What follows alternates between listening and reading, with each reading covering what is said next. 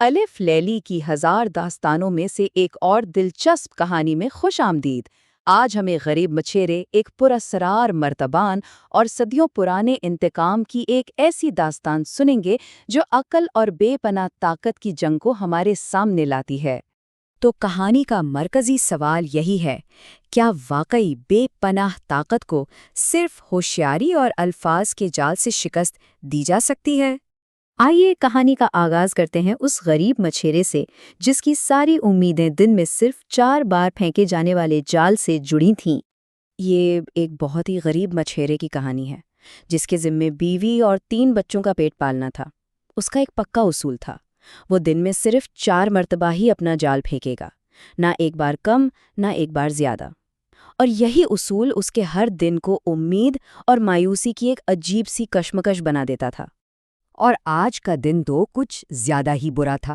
اس کی مایوسی ہر جال کے ساتھ بڑھتی جا رہی تھی۔ پہلی بار جال پھینکا تو ایک مرا ہوا گدھا نکلا، دوسری بار کیچڑ اور ریت سے بھرا ایک بھاری مٹکا، اور تیسری بار صرف ہڈیاں اور ٹوٹے ہوئے شیشے کے ٹکڑے۔ اب اس کی چوتھی اور آخری باری تھی۔ اس نے ہمت کر کے جال کھینچا تو اس بار ایک بھاری زرد تانبے کا مرتبان ہاتھ لگا جس کا منہ سیسے سے بہت مضبوطی سے بند کیا ہوا تھا۔ شاید یہی وہ لمحہ تھا جو اس کی قسمت بدلنے والا تھا۔ اس مرتبان پر ایک بہت خاص چیز تھی، سیسے کے ڈھکن پر لگی حضرت سلیمان علیہ السلام کی مہر۔ کہا جاتا تھا کہ یہ مہر ما فوق الفطرت مخلوقات پر اختیار کی علامت ہے۔ مچھیرے نے یہ دیکھا تو خوشی سے جھوم اٹھا اور سوچا کہ بازار میں اس کے کم سے کم 10 سونے کے دینار تو آرام سے مل جائیں گے۔ اور اب ہم کہانی کے اس حصے کی طرف بڑھتے ہیں جب مچھیرے نے اس قدیم مرتبان کے اندر چھپے راز سے پردہ اٹھانے کا فیصلہ کیا۔ اچھا، اس سے پہلے کہ ہم آگے بڑھیں، یہ سمجھنا ضروری ہے کہ جن کیا ہے۔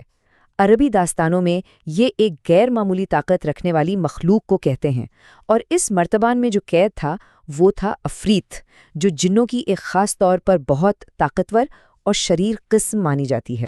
تو ہوا یہ کہ مچھیرے نے جیسے ہی مہر توڑی، مرتبان سے دھوئیں کا ایک طوفان سا نکلا جو سیدھا آسمان کی بلندیوں تک پہنچ گیا، اور پھر آہستہ آہستہ ایک دیو ہیکل خوفناک شکل میں ڈھل گیا۔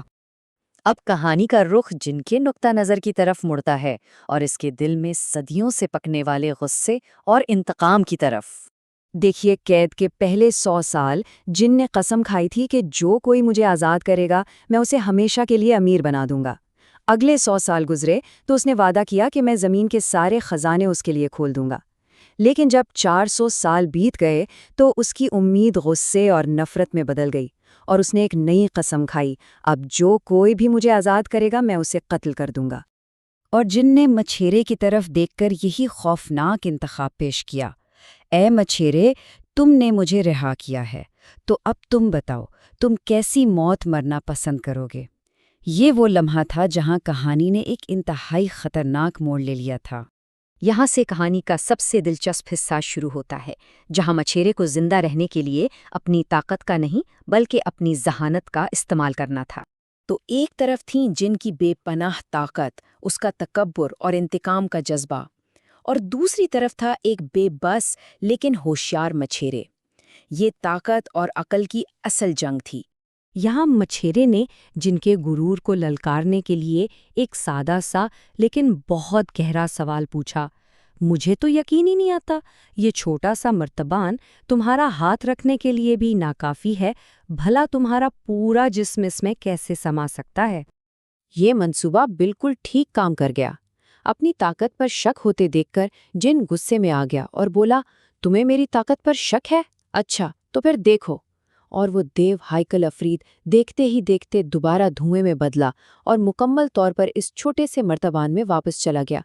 جیسے ہی دھوئیں کا آخری حصہ اندر گیا، مچھیرے نے ایک لمحہ ضائع کیے بغیر تیزی سے سیسے کا ڈھکن واپس لگا دیا۔ اور بس بازی مکمل طور پر پلٹ چکی تھی۔ طاقت کا توازن پوری طرح بدل گیا تھا اور اب اختیار مچھیرے کے ہاتھ میں آ چکا تھا۔ قسمت کا پہیہ ایسا گھوما کہ اب جن آزادی کی بھیک مانگ رہا تھا، لیکن حتمی فیصلہ کرنے کا اختیار مچھیرے کے پاس تھا۔ اب وہ کمزور نہیں بلکہ طاقتور تھا۔ مچھیرے نے یہاں بھی اپنی دانشمندی کا ثبوت دیا اور ایک نیا معاہدہ پیش کیا۔ اللہ کے سب سے بڑے نام کی قسم کھاؤ کہ تم مجھے کوئی نقصان نہیں پہنچاؤ گے اور مجھے انعام بھی دو گے، تبھی میں تمہیں یہاں سے رہا کروں گا۔ جن نے اپنی قسم پوری کی، اس نے مچھیرے کو ایک خفیہ تالاب کا راستہ دکھایا جو 4 معجزاتی رنگوں کی مچھلیوں سے بھرا ہوا تھا: سرخ، سفید، نیلی اور پیلی۔ اور جن نے کہا کہ یہ مچھلیاں بادشاہ کو پیش کرو، وہ تمہیں بہت بڑا انعام دے گا۔ اور بالکل ایسا ہی ہوا۔ بادشاہ ان انوکھے رنگوں کی مچھلیوں کو دیکھ کر حیران رہ گیا اور اس نے مچھیرے کو اتنا سونا انعام میں دیا کہ اس کا خاندان ہمیشہ ہمیشہ کے لیے غربت کی زندگی سے نکل گیا۔ تو اس پوری کہانی سے ہمیں سبق کیا ملتا ہے؟ یہی کہ ذہانت ہمیشہ حیوانی طاقت پر غالب آ سکتی ہے۔